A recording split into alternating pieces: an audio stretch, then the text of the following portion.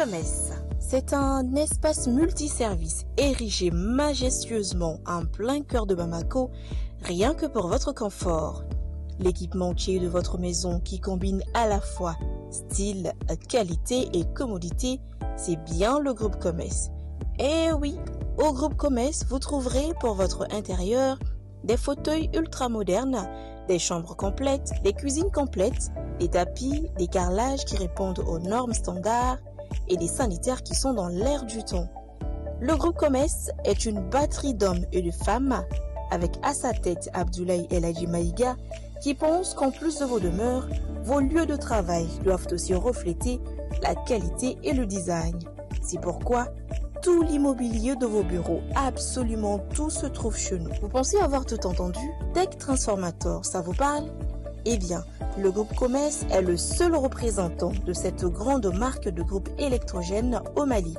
Grâce à Commerce, le Mali respire, l'Italie, l'Espagne et la Turquie, car tous nos meubles et nos carreaux viennent de ces trois pays. Je n'en dis pas plus, je vous invite à venir voir par vous-même. Nous sommes à Amdalaï ACI 2000. Vous pouvez également appeler au 70 18 76 76, au 76 25 25 96 ou au 70 18 79 79 pour être davantage édifié. Une bonne journée réussie dépend d'une bonne nuit de sommeil.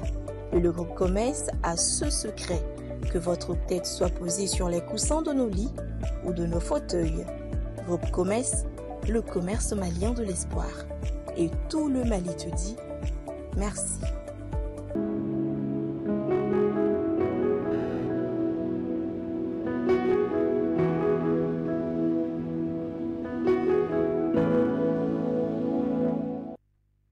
Mesdames, Messieurs, bonsoir et bienvenue à l'émission Le Grand Jury. Le Grand Jury reçoit aujourd'hui M. Chérif Mohamed Ousmane Ag Mohamed Aïdara. Il est membre du Conseil national de transition CNT.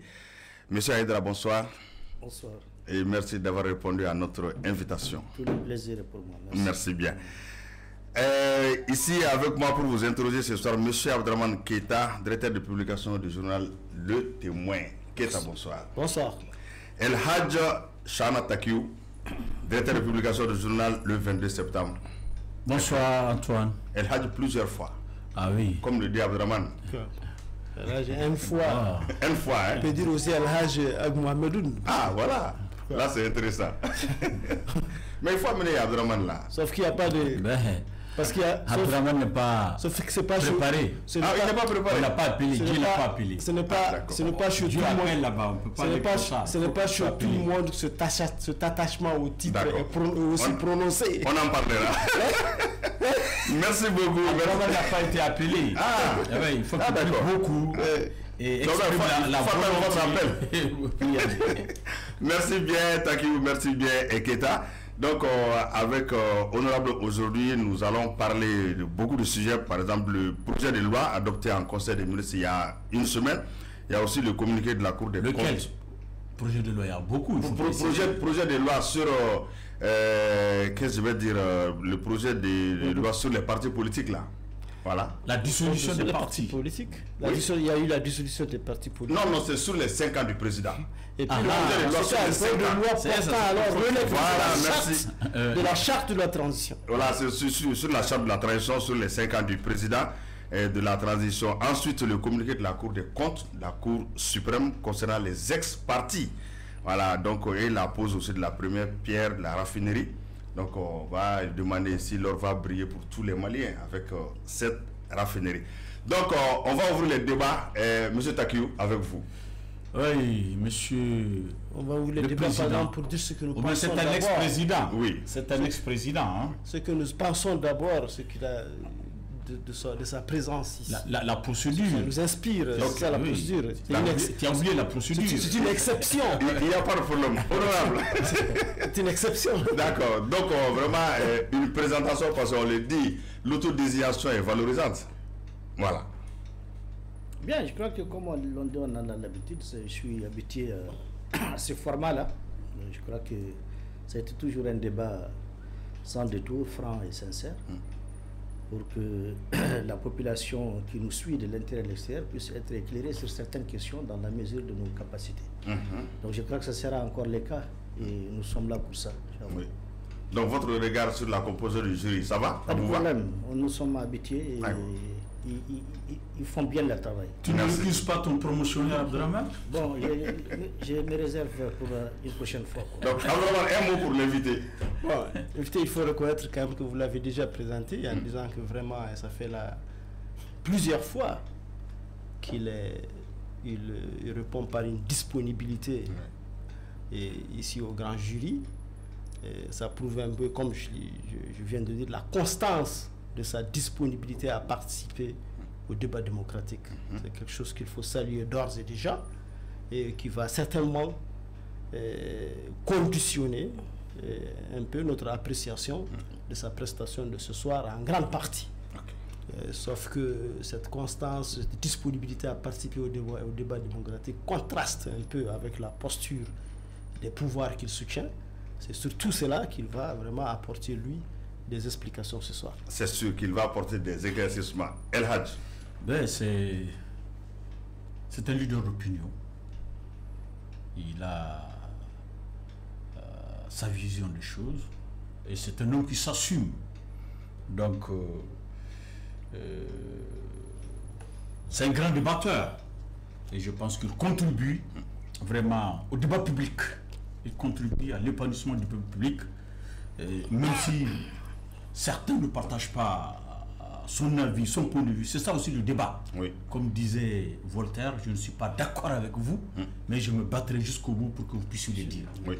Donc vraiment, nous travaillons pour la manifestation de la vérité. Nous travaillons pour un débat sain. Et je pense que c'est un bon invité à cet effet. D'accord. Donc je vous donne, vous avez l'honneur d'ouvrir les débats. On commence par quel thème? Vous avez annoncé 3. Le projet de loi sur les 5 ans du président. Oui, monsieur, s'il vous plaît. Monsieur l'ex-président, vous étiez président d'un parti.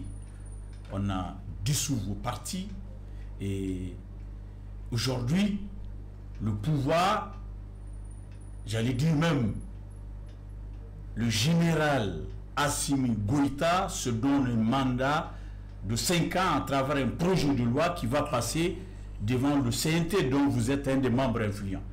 Est-ce que vous pensez que c'est une bonne idée de donner une rallonge de 5 ans au président alors là où des élections transparentes sont attendues? Bien, merci. Bonsoir à nos téléspectateurs.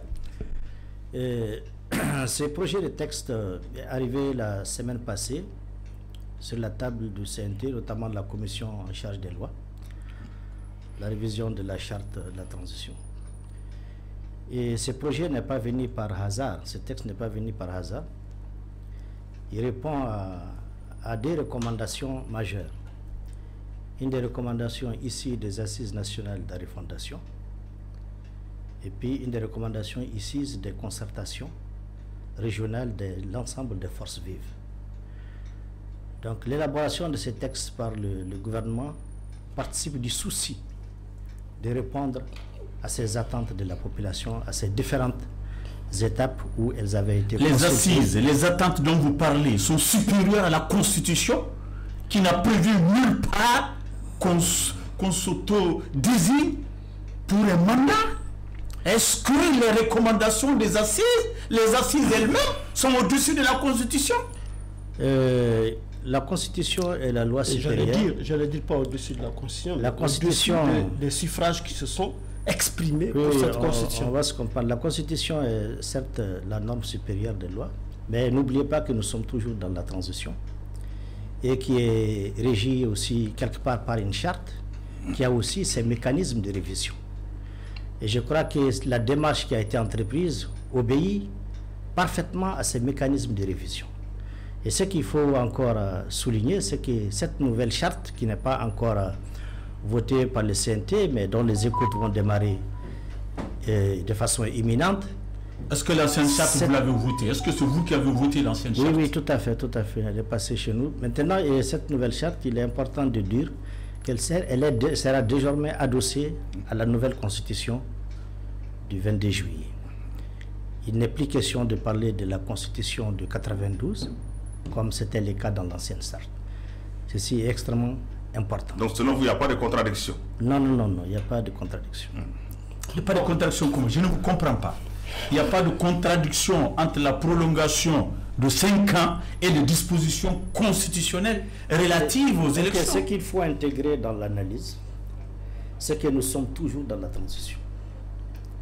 Et la transition, depuis le départ, a été régie par une charte qui prévoit elle-même ces mécanismes. La transition signifie une période interminable. C'est ça? Nous sommes toujours dans la transition. Donc, la transition veut dire une période interminable. Oui, la transition se termine toujours.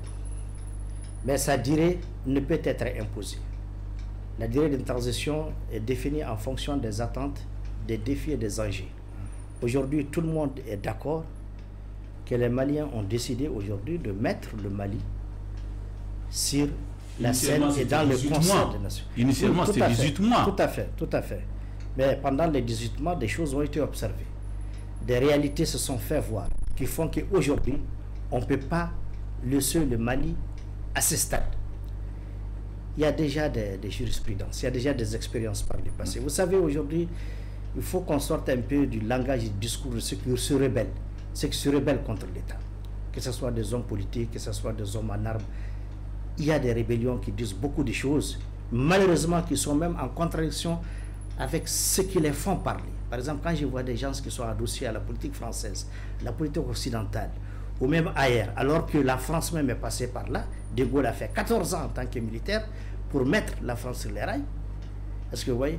Et aux États-Unis, c'est pareil, où on parlait de mettre en place la Grande Amérique, la Grande France, et aujourd'hui, les gens ne comprennent pas que le Mali, qui était à bout de disparaître à cause de l'entreprise terroriste fabriquée par la France, a décidé également de faire le Grand Mali. Monsieur, ici au Mali, il y a eu 23 ans pour faire ça.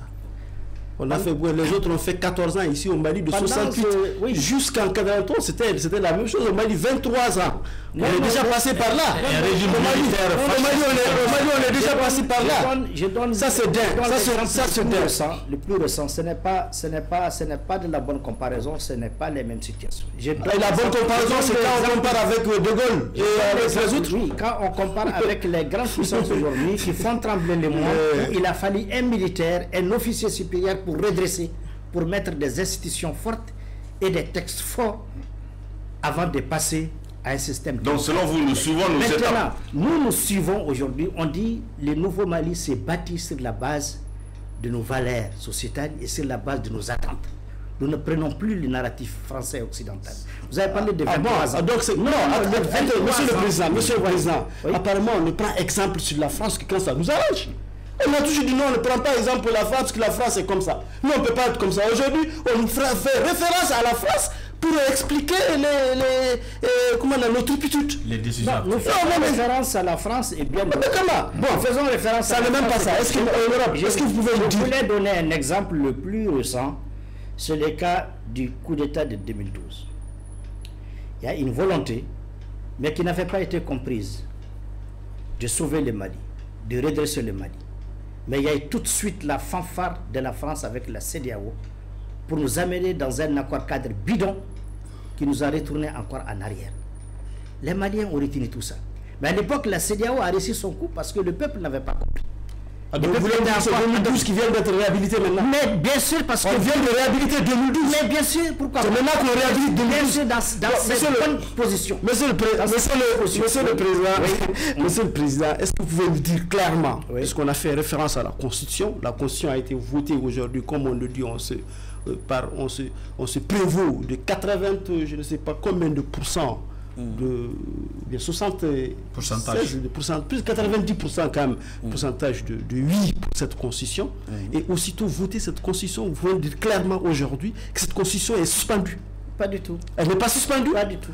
Elle est quand même suspendue en ce qui concerne vraiment la manifestation de la souveraineté du peuple.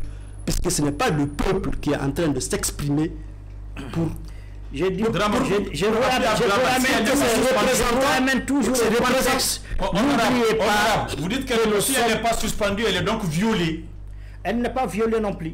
Alors, tout simplement, la Constitution dit que la souveraineté appartient au peuple, oui, et qu'il l'exprime par, qu'il exerce par ses représentants. Selon vous, on donne un mandat, on devient un mandat. C'est un mécanisme selon vous. On donne un mandat à un chef d'État. Je vous ramène toujours à l'essentiel. Vous pouvez écouter la question. Dans la transition. Non, nous sommes toujours dans la transition. Quand vous sortez là-dedans pour chercher d'autres, ça ne tiendra pas. La transition selon vos arguments. Selon vos arguments, la transition, ce sont les arguments même des textes sur la base desquels on a prolongé, on a accordé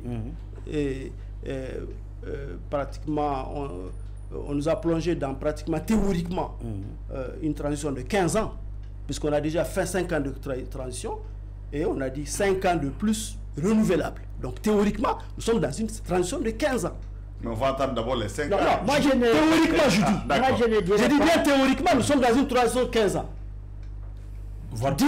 10 ans, voilà. Vous savez, donc est-ce que vous ne comprenez pas une chose?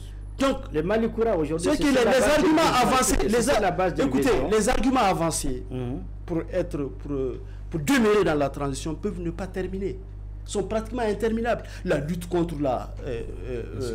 l'insécurité, la lutte contre le terrorisme, c'est des choses qui ne maîtrisent pas, qui ne sont pas de notre...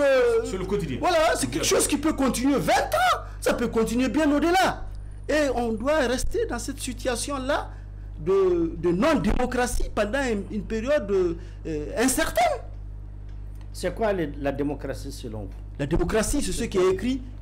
La démocratie, c'est ce qui est écrit dans la Constitution. La Constitution, la démocratie est déterminée. C'est un peu les rôles, c'est moi qui pose la question. Vous avez plaidé pour le vote de la loi. Non, écoutez, vous allez me dire que le système chinois... Monsieur le Président, il faut lui poser la question, il va répondre. Vous allez me dire que le système chinois ne satisfait pas les Chinois. Vous allez me dire que le système russe ne satisfait pas les Russes. Mais en Chine, il y a eu des votes. Ainsi de suite. Mais en Chine, il y a eu des votes. Écoutez. En Russie, il y a eu des votes. Ils ont un système qui n'est pas celui que vous défendez. Oui, mais non, c'est pas ça, non. Maintenant, comprenez que le Mali est en train de mettre en place son propre narratif et son propre système. Il n'écoute pas les questions, monsieur le Président. Dites-lui d'écouter les questions. Ah non, n'écoute pas les questions. Voilà. La démocratie, c'est ce que vous avez demandé à voter dans la Constitution, qui dit que la souveraineté appartient au peuple et le peuple l'exerce par des suffrages accordés à lui. Nous sommes aujourd'hui... Par quel mécanisme? Nous sommes aujourd'hui... Dites-nous si la Constitution... Écoutez. Non, si la Constitution n'est pas... Le vote n'est pas le seul moyen d'expression. Mais c'est que la Constitution dit... Non, c'est que la Constitution... J'ai dit nous sommes dans une transition. C'est ça la différence entre nous. C'est que vous forcez à occuper la transition. Mais la Constitution n'est suspendue. Pas suspendue, pas plus que. Elle n'avait pas été. Elle est violée. Elle est violée. Ce que j'ai dit aujourd'hui, moi je ne voulais pas qu'on adopte. Elle est entre parenthèses. On adopte le narratif de ceux qui se rebellent aujourd'hui contre la patrie. Parce que comme je l'ai dit, malheureusement, c'est là qui se rebellent. Quelle est la définition de la patrie? Puisque vous avez demandé la définition de la démocratie, vous demandez la définition de la patrie, c'est quoi? La patrie, c'est cet espace géographique et humain qui nous permet de dire aujourd'hui que nous appartenons à quelque chose. Et c'est ce qui fait... Ces gens-là dont vous parlez, ils font partie de la patrie, non? Mais ils font partie de la patrie, mais je dis ceux qui se rebellent. D'accord. Je dis ceux qui se rebellent. Ils se rebellent contre eux-mêmes. Oui. Monsieur le Président, pardonnez-moi, l'ex-président, l'ex-président, vous n'êtes plus chef de parti. Oui. Est-ce que vous voyez? Donc, Assimi aura un mandat de 5 ans renouvelable. Vous dites que c'est une vision. Est-ce que vous pouvez nous décliner cette vision pour ce mandat de 5 ans? La vision, je crois que elle a été claire. D'abord, il y a 3 principes qui guident désormais l'action publique dans notre pays. Et ces 3 principes également, il faut mettre en place des instruments solides pour garantir leur pérennité. Les premiers d'abord, c'est des institutions fortes. Les deuxièmes, c'est des textes aussi qui sont forts et qui répondent véritablement à nos besoins. Parmi ces textes, je peux citer le code minier qu'on a adopté. Dans lequel aujourd'hui, nous avons toutes les possibilités aujourd'hui d'avoir la souveraineté sur les ressources. Ça demande un temps. Nous avons des partenaires avec lesquels il faut arrêter. ça demande un temps. Nous avons des organes qu'il faut revoir, ça demande un temps. C'est ça la vision, c'est de mettre des choses dans le durable, que quelqu'un ne peut pas demain de faire. C'est ça la vision. Donc, et c'est malheureusement ce qui nous a manqué depuis des décennies. Quand mon ami Abdraman parle de 23 ans, 23 ans là, on était là, mais les Mali n'étaient pas entre nos mains. Les Mali étaient gérés par procuration. Aujourd'hui, c'est différent. Les Mali entre la main des Maliens. Donc, nous réfléchissons. Les gens ont la capacité de réfléchir par eux-mêmes de ce qu'il leur faut et ils les décident par eux-mêmes sans demander l'autorisation. Vous dites que la Russie, vous dites que la Russie a son système, la Chine a son système et le système malien. Est-ce qu'on peut l'appeler un système démocratique? Mais c'est pourquoi au regard de notre constitution. C'est pourquoi j'ai dit à mon ami la définition de la démocratie, c'est quoi? Il ne faut pas définir la démocratie seulement par rapport au mécanisme de son exercice. On a adopté une constitution aux normes démocratiques. Aujourd'hui, on a adopté une constitution aux normes démocratiques. Je vous ramène toujours dans la transition. La transition est régie par cette constitution, mais aussi par une charte. Et dans cette charte, il y a des acteurs. Ces acteurs-là font aussi des jeux démocratiques. Ils ont une légitimité.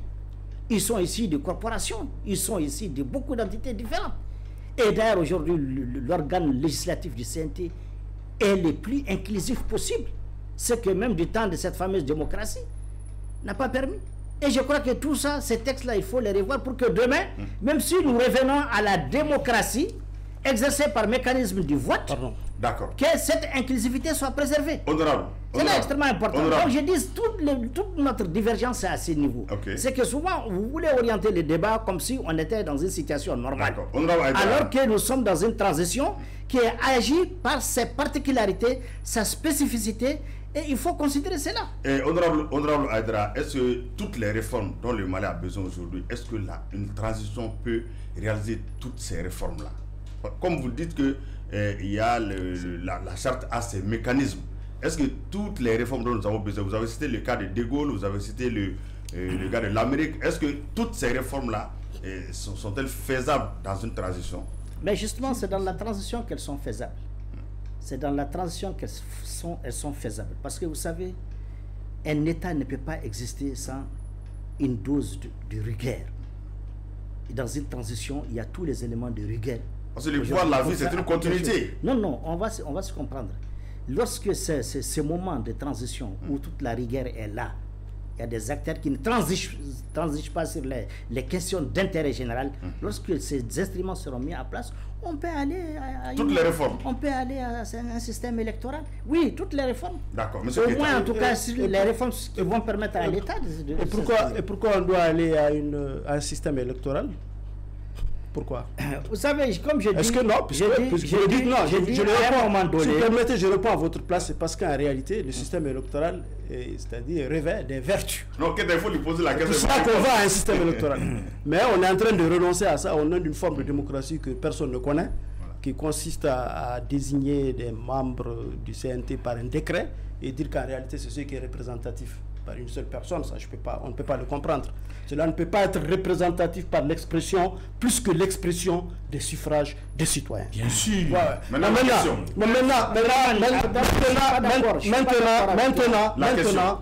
même les élections ça s'appelle de l'autocratie. Quand on écrit seulement un décret, on dit que c'est celui-ci qui doit représenter le peuple. C'est de l'autocratie, pas plus.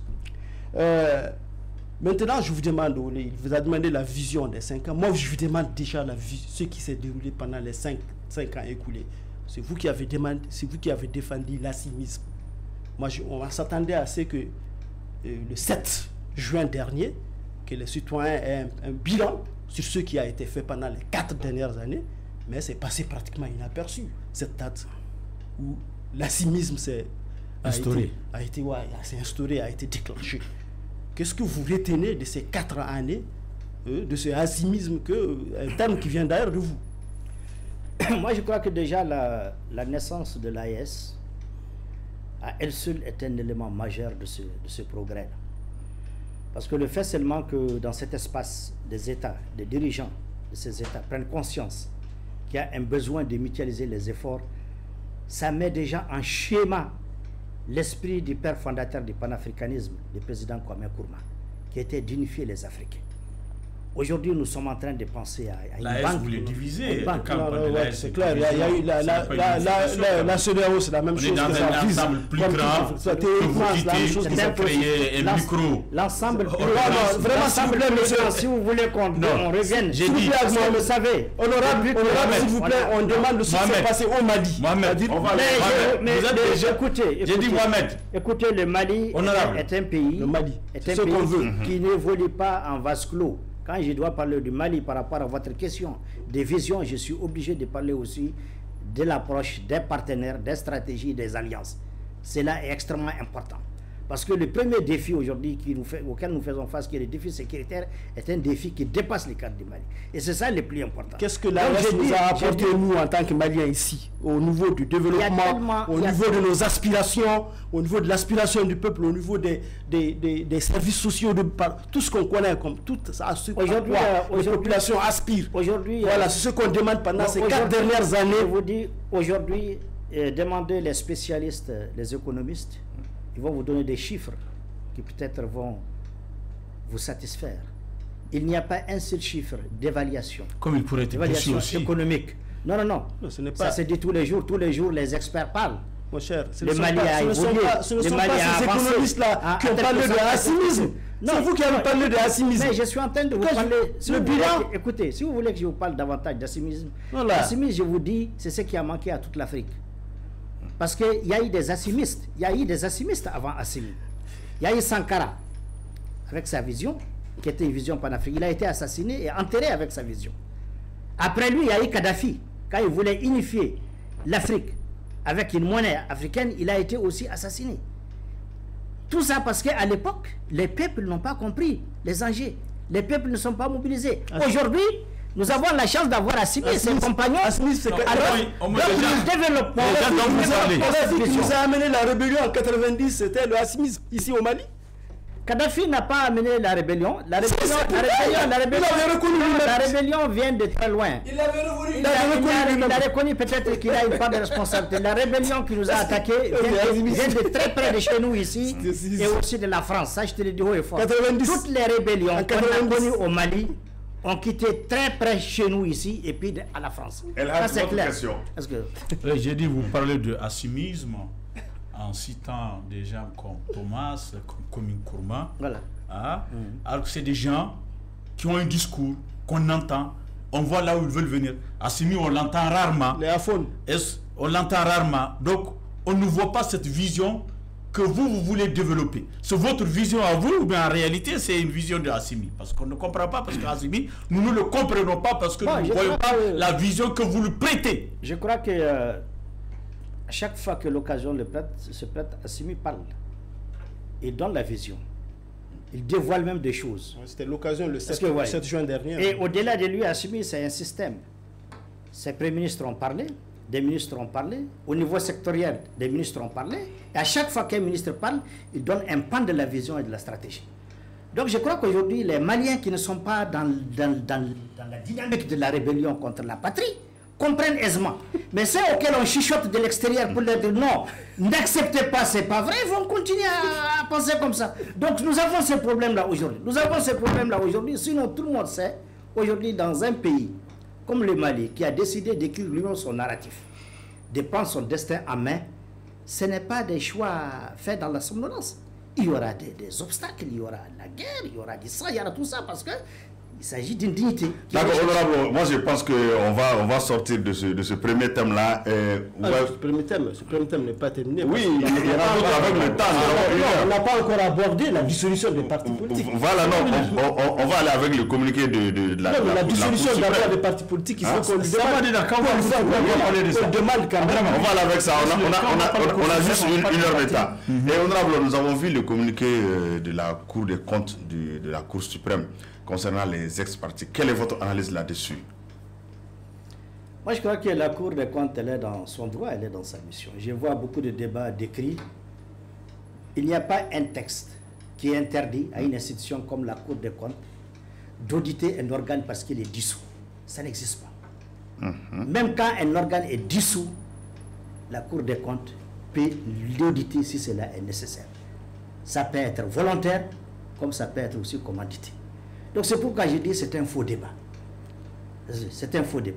C'est un faux débat de demander aux partis politiques d'amener des comptes de 25 ans, alors que la loi de l'OHADA par rapport aux comptabilités publiques limite à 10 ans. Limite seulement les documents comptables à 10 ans seulement, mais on la demande 15 ans supplémentaires, comme l'a bien expliqué Kolimba Sidibé, l'expert comptable.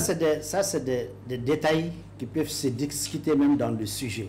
Mais sur le fond et même sur la forme, le fait que les gens sont en train d'ensorceler cette question d'audit pour la Cour de compte, j'ai dit, c'est au niveau de cette institution, on est supposé avoir des cadres compétents qui maîtrisent les textes de l'OHADA, qui maîtrisent les textes relatifs à la comptabilité publique.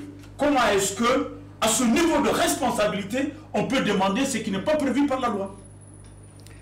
Moi, je ne peux pas m'aventurer sur le contenu des textes. C'est pourquoi je m'arrête sur l'essentiel. La Cour des comptes est dans son plein droit d'auditer ces organes, même s'ils sont dissous. Ça n'a rien à voir avec les textes qui les ont dissous. Parce que tout simplement, elle doit savoir comment est-ce que les fonds avaient été gérés par le passé. Peut-être qu'il faudra faire le rapprochement des anciens audits pour voir où se trouve la vérité dans tout ça. Et puis préserver aussi les intérêts des partis. Tu es concerné? Bien sûr. Est-ce que tu vas déposer les documents demandés au niveau de... Vous avez déjà consommé, vous êtes lié il n'y a pas longtemps, est-ce que vous avez consommé déjà? Nous allons le faire. Est-ce que vous avez nous avons au moins nos cotisations à justifier. Non, ce n'est pas de cela qu'il s'agit. Il s'agit de l'utilisation du financement. De ce que eux-mêmes ils dépensent. Écoutez, audit suppose tu as réussi, tu as dépensé, explique comment tu as fait. Qu'il a dépensé, nous on va le faire. Mon cher ami, on va le faire parce que vous êtes référé aux assises. Et les assises ont clairement dit qu'il s'agit d'auditer le financement des partis politiques. Non, il y a un thème général qui est... Voilà, c'est ce que les assises ont dit. Ce n'est pas les partis politiques, mais les financements. L'aide publique aux partis politiques, ce que les assises ont demandé. Et s'ils sont dans cette logique des assises, c'est de cela qu'il s'agit. Il ne faut pas oublier. Mais, Monsieur le Président, ouais, allez-y. Comment expliquez-vous que la Cour, la section des comptes, qui a eu à auditer tous ces partis-là annuellement, qui est dépositaire de tous ces documents qu'elle est en train de demander aux partis politiques, puisse leur dire, comme le diraient certains à titre post-mortem, de venir encore déposer des documents auxquels ils ne peuvent même pas avoir accès, vu les interdictions qui ont assorti cette décision de dissolution. Vous savez, en principe, quand il y a des audits, c'est par rapport à des objectifs. Et des termes de référence sont élaborés. Et la Cour des comptes est en droit de définir ses objectifs par rapport à un audit quelconque. Même s'il y a eu des audits. Si ces audits n'ont pas permis de traiter ces objectifs, elle va en refaire autant qu'elle veut. Mais c'est des comptes certifiés. Maintenant, des comptes qu'ils ont eu déjà certifiés. S'il te plaît. C'est des faux comptes valables puisque c'est eux qui les certifient. Je te dis, M. Draman, les audits, c'est par rapport à des termes de référence. Un auditeur audite sur la base de ce qui lui a été demandé d'auditer. Si cela ne répond pas aux besoins de la Cour des comptes et du gouvernement en général, qui doit répondre à une question de réforme, une attente solide du peuple malien, qui a fortement décrié la gestion des anciens partis politiques, qui a demandé de les réduire à 5, pour les réduire à 5 ou à 9 ou à 15, l'État doit organiser cette évaluation pour savoir qui mérite. Le réduire à 5 c'est constitutionnel alors que la Constitution parle de multiplication. Moi je suis en train de parler tout simplement intégral. Donc la demande d'audit dépasse, est au-dessus de la Constitution qui parle de multipartisme intégral. Le multipartisme n'a jamais été compromis. Même la vous avez dit de les limiter à 5. Mais 5 c'est déjà un multipartisme. Oui, mais au-delà aussi, si les limites, c'est le plus du multipartisme intégral. Écoutez, 5 c'est déjà un multipartisme. Le multipartisme n'a jamais été compromis. La démocratie non plus n'a jamais été comprimée. Ce que les gens doivent comprendre, qu'il n'est plus question de la démocratie calquée sur la base de ce que veulent les autres. Est-ce qu'on peut dire que le multipartisme n'a pas été compromis là où on interdit d'exercer en tant que parti politique? Ça, c'est même une abolition du fait partisan. Temporaire. C'est une abolition du fait partisan. Non, vous dites que le multipartisme n'est pas compromis. Je ne partage pas ce point de vue. C'est pas une abolition du fait partisan. Il ne faut pas confondre compromettre le multipartisme et mettre fin à l'anarchie. Nous sommes dans un état sérieux. Non, ok, l'anarchie, pas ça. Les gens, les gens se définissent de façon indéfinie. Il faut de l'ordre. Il faut de l'ordre. Et malheureusement, c'est ce qui a manqué pendant ces décennies de démocratie à l'occidentale. C'est l'ordre qui a manqué. Il y a eu un désordre où chacun définit la liberté comme il veut.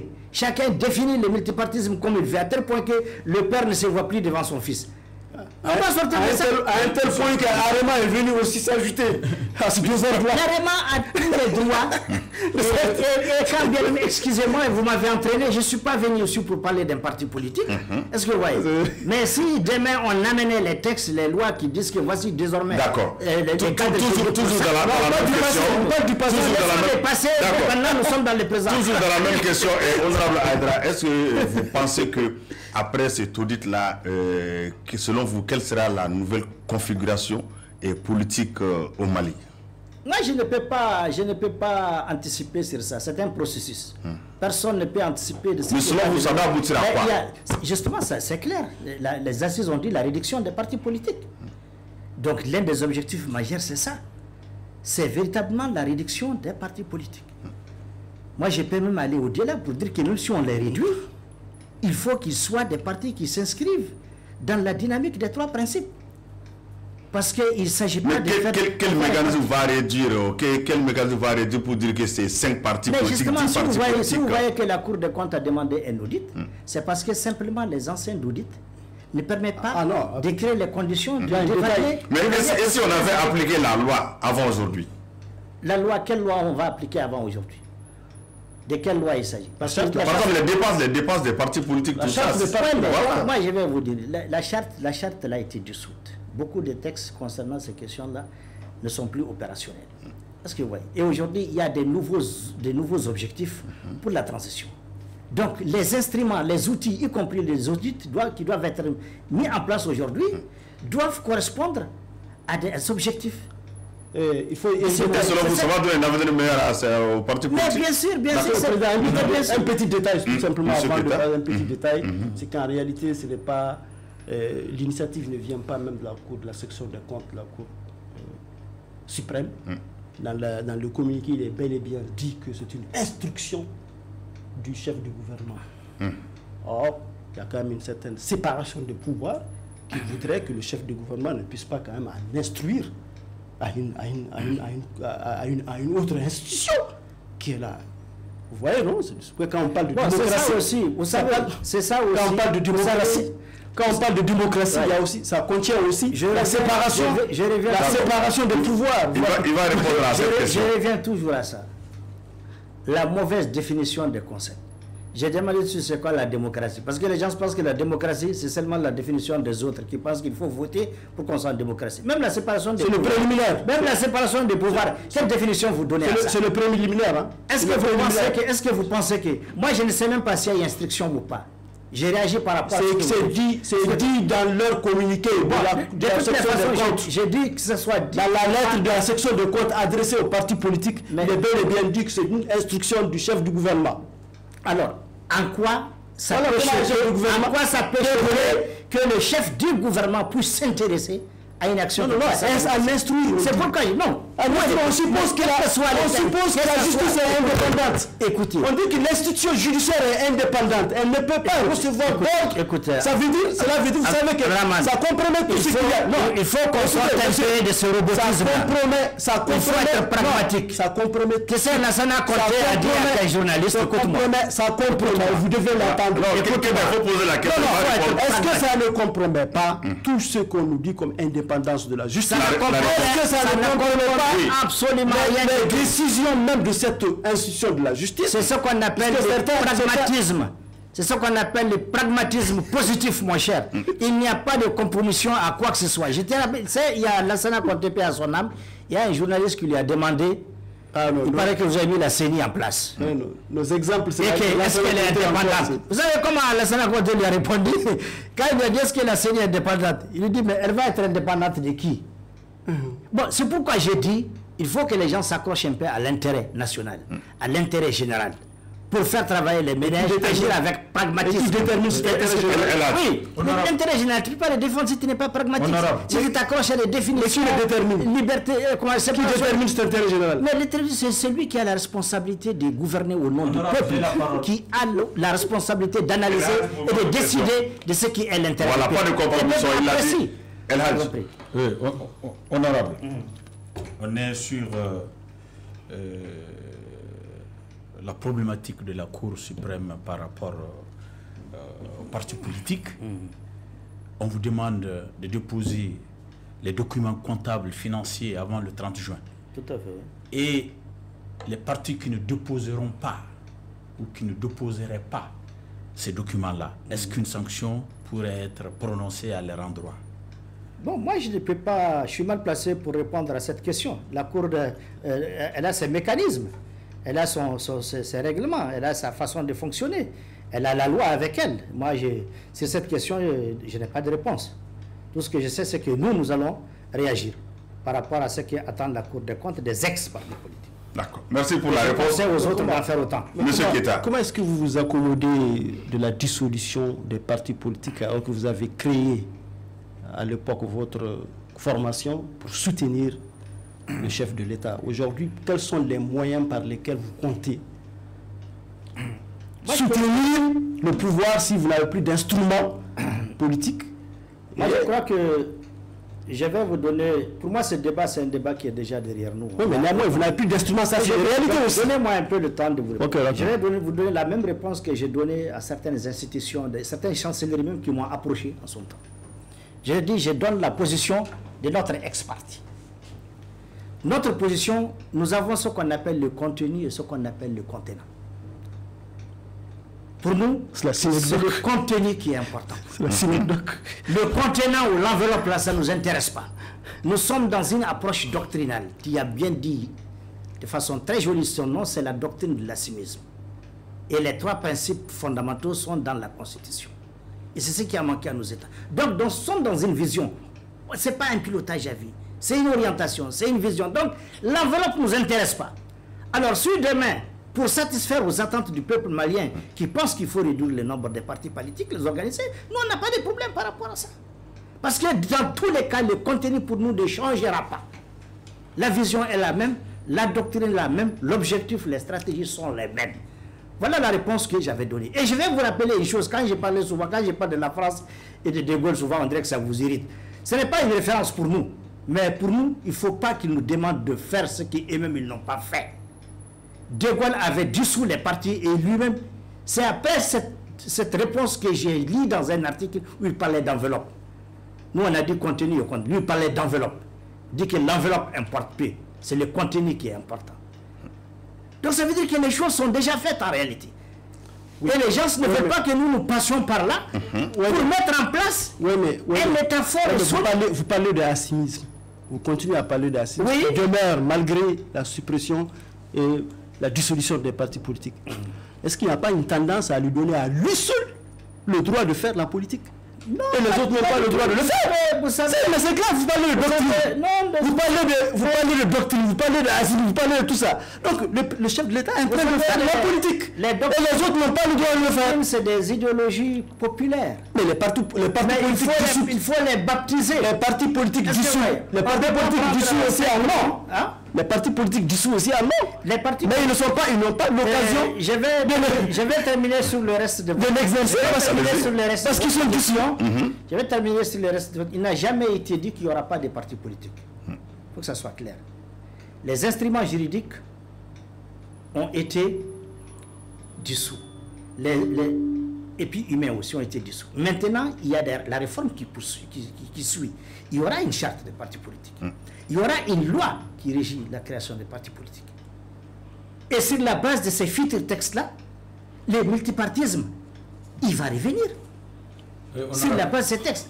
Donc il n'a jamais été dit. Donc vous reconnaissez quand même les vertus du multipartisme. Mais il est dans la Constitution. Ah oui, là, comme la démocratie aussi. Mais la démocratie, on la reconnaît aussi. On vous a dit que... On va aller pour la dernière question sur ce thème. C'est comme la question des droits humains, des droits de l'homme. Nous avons dit au boulevard de l'Indépendance, je fais partie de ceux qui l'ont dit d'ailleurs. J'ai dit ces concepts-là ne seront plus définis sur la base du dictionnaire français. Droits de l'homme, droits humains, démocratie, multipartisme. Désormais, c'est sur la base de nos valeurs. C'est le concept universel, ce n'est pas français. Non. Dans cette question-là, si c'est universel, ça doit être humain. Mais quand ça sort du cadre diplomatique. Non, vraiment, c'est le concept universel, c'est pas la France. La France n'a rien à voir dans ça. On va poser la dernière question sur ce thème-là. Vous savez, on ne donne pas des leçons en matière de droits de l'homme ici. Même la France en reçoit des leçons en matière de droits de l'homme. La France reçoit des leçons en matière de Vous avez parlé de réforme, d'instruments, tout ça là. Est-ce que vous ne pensez pas que dans cette logique de réforme, d'instruments à mettre en place, un nouveau CNT ne s'impose pas? La composition de nouveau CNT. La question est là. Pour prendre en compte cette diversité, la nouvelle donne politique. Je crois que c'est une question. Je ne vois pas personnellement l'intérêt de cette question parce que le CNT... c'est moi qui pose la question. Je vous réponds. J'en vois l'intérêt, c'est pourquoi je vous pose la question. Parce que le CNT d'abord, il est déjà divers. Ça c'est clair. On peut l'améliorer. Maintenant, entre diversité et avoir tout le monde là-dedans, ça c'est deux choses différentes. Il ne s'agit pas de tout le monde. Maintenant, la perpétuelle recherche de l'inclusivité, elle est constante. Chaque fois qu'il y a des décès, chaque fois qu'il y a des démissions, chaque fois qu'il y a des cas qui font que quelqu'un n'est plus là, les dispositifs de son remplacement pensent à ces questions d'inclusivité, ainsi de suite. De la même manière, il y a beaucoup de morts, d'absence, mais il n'y a pas eu de changement. Il y a beaucoup de places vides au CNT, on le sait. Donc, la même question est valable pour le gouvernement. Est-ce qu'un nouveau gouvernement, au regard du contexte politique, économique difficile, un nouveau gouvernement ne s'impose pas avec ou sans le général actuel? Méga. Moi, je crois que c'est une question à laquelle je n'ai pas les éléments de réponse. Le chef de l'État nomme qui il veut Premier ministre. Non, vous êtes un politique. Vous analysez le contexte. Il y a des situations dans lesquelles on se dit, bon, un nouveau gouvernement s'impose aujourd'hui avec ou sans le CNT aussi ne dépend que de ça, que de décret. Le CNT ne dépend que d'un décret. Oui, c'est ça la transition. C'est ça la transition. C'est pourquoi je vous dis, tout revient au président. C'est pourquoi je vous dis de réveiller toujours dans la transition, si vous voulez bien comprendre le fonctionnement du système.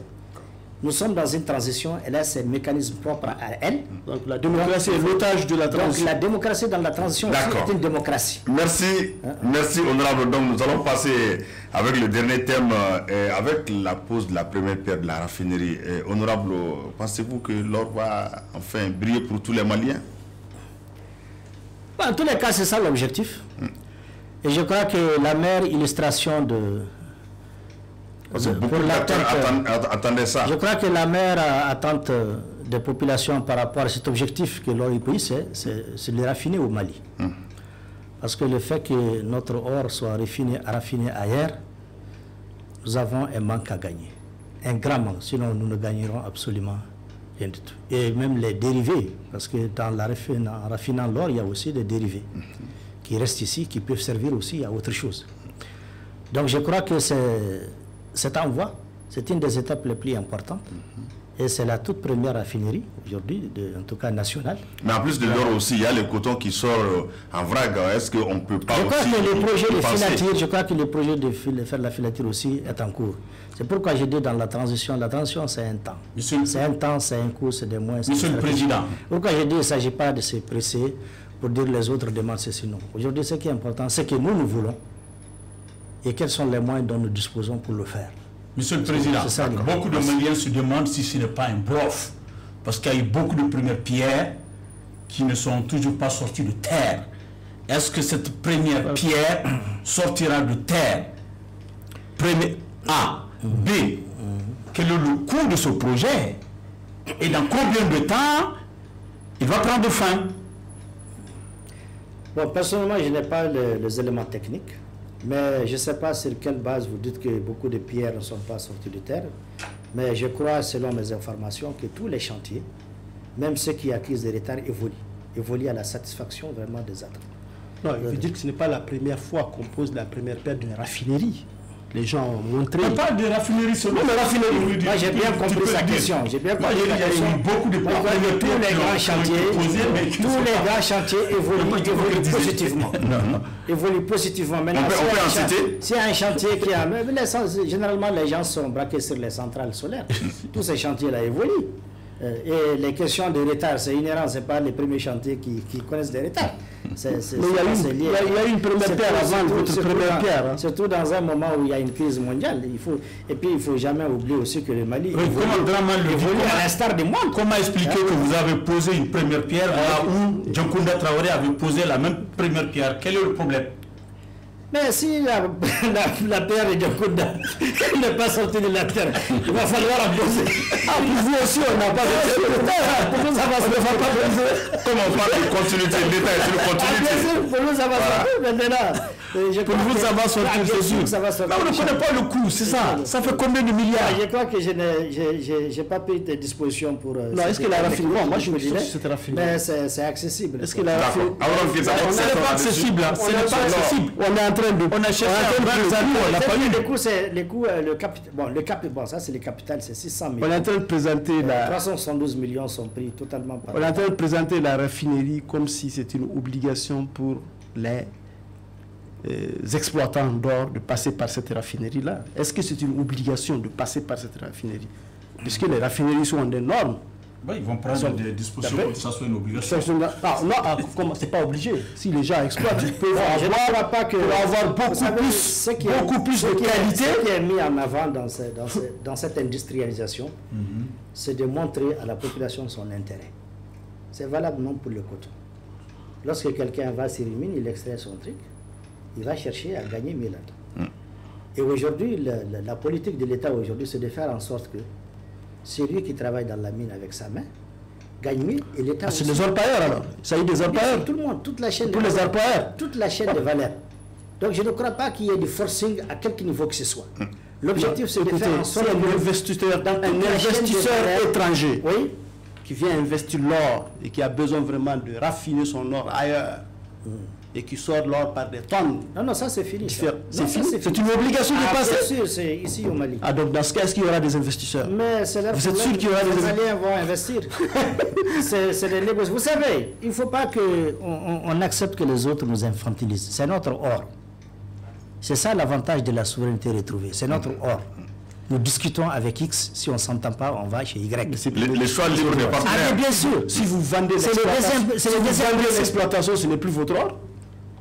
Si vous vendez l'exploitation, ce n'est plus votre or. Qu'est-ce que vous appelez l'exploitation? Quelqu'un qui vient exploiter chez moi, il est obligé. La personne qui essaye de l'argent. Oui, mais dans tout ça, vous avez un pourcentage de part du libre choix des partenaires.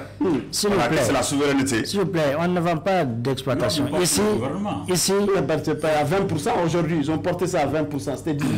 Actuellement, c'est à 20%. C'est une ressource malienne, quand elle est sur le territoire malien. Il y a un code minier qui régit nos ressources désormais. Est-ce que vous voyez? Il y a un contenu local pour préserver même les intérêts des bouchers et des quelques vendeurs de glace qui sont autour de la mine. Est-ce que vous voyez? Donc, ces textes-là vont être appliqués dans l'intérêt du peuple. Oui, comme on parle de mines, on parle de mines, on parle de raffinerie. On sait qu'il y a une crise aujourd'hui au niveau du secteur minier, notamment le conflit qui oppose Bamako à Angola. Ce qui fait un manque à gagner énorme pour les impôts. C'est Barrick, entre Bamako et Barrick. Ce qui fait un manque à gagner énorme pour les impôts qui peinent à atteindre les objectifs. Aujourd'hui, cette mine est, semble-t-il, sous administration provisoire.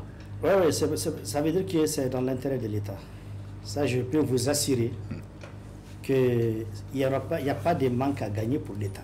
D'accord. On va donner la dernière question. Décision concernant les mines. La dernière question à Abdraman. C'est pour renforcer l'intérêt et les bénéfices de l'État. À long terme, bien sûr. Oui.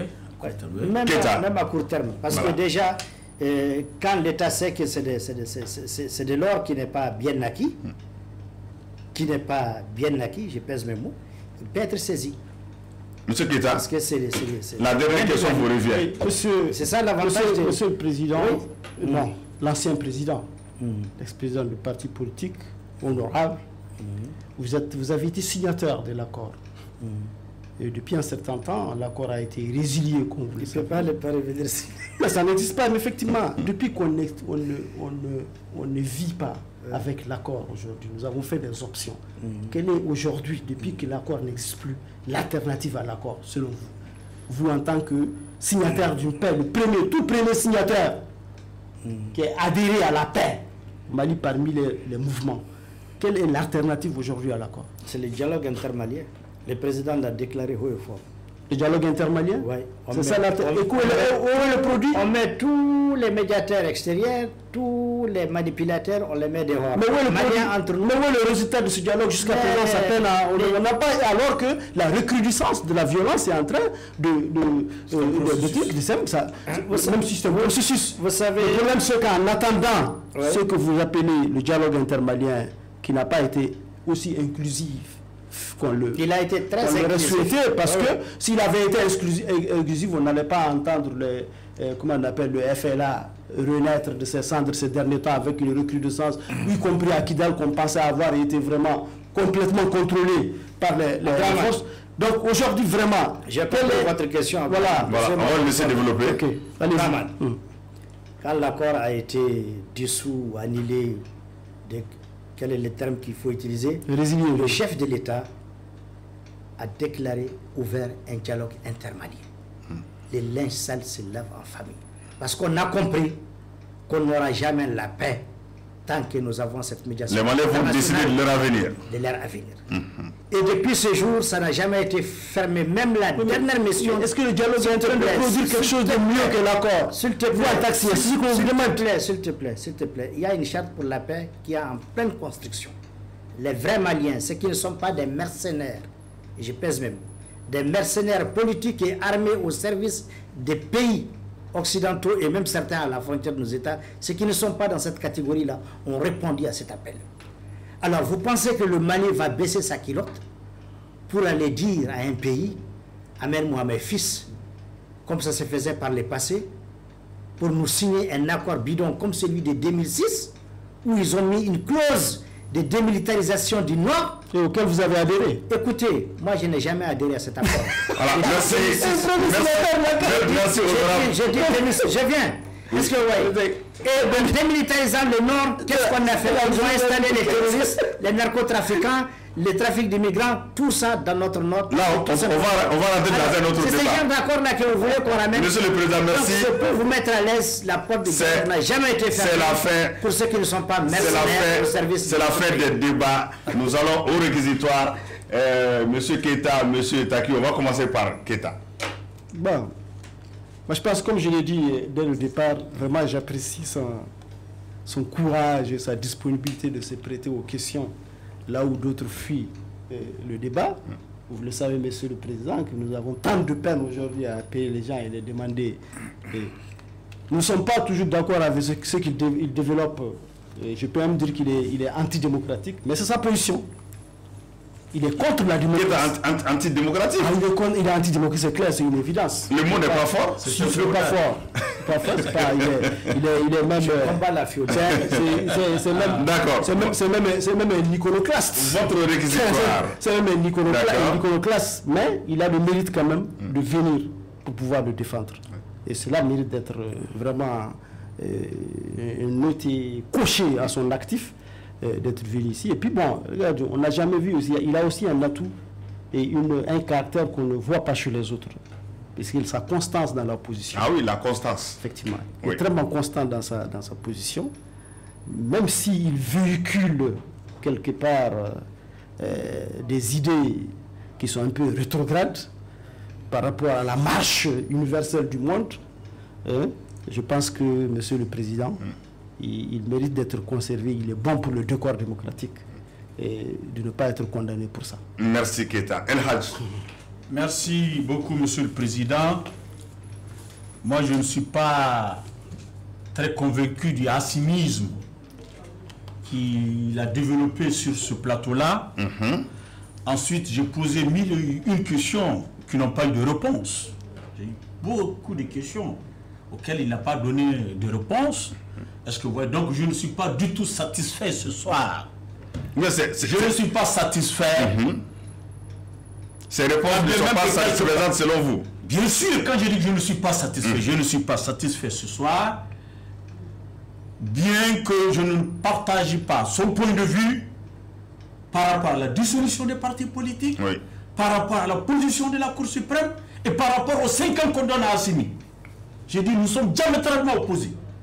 Mais il a l'avantage de le dire, et de le dire haut et fort. L'avantage sur lui, c'est de l'assumer.